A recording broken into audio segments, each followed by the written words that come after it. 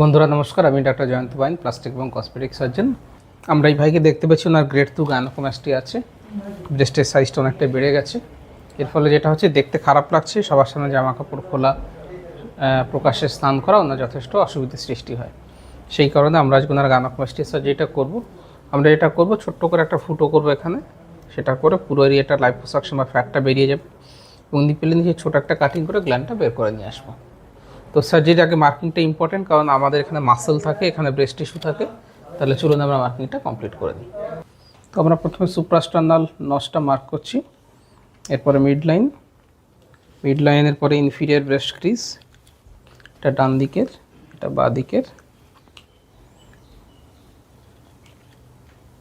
হাতটা লম্বা করে দিন ভাই, হ্যাঁ একটু ঘুরে যান। এটা হচ্ছে মাসেলের lateral border, pectoralis major muscle তার ল্যাটারাল বর্ডার, এটা ব্রেস্টের ল্যাটারাল বর্ডার। তেমনি উল্টো দিকেও মাসেলের ল্যাটারাল বর্ডার, এটা ব্রেস্টের ল্যাটারাল বর্ডার। কোমরে হাত দিন ভাই, হ্যাঁ কোমরে হাত দিলে সুপিরিয়র বর্ডারটা বোঝা যায়, এবং এই ভাই যেহেতু জিম করেন এনার মাসেলটাও যথেষ্ট সুন্দরভাবে রয়েছে। হাতটা লম্বা করে দিন আবারও, এটা সুপিরিয়র বর্ডার। মাসেলটাকে আমরা স্কোয়ার করে করে মার্কিং করব,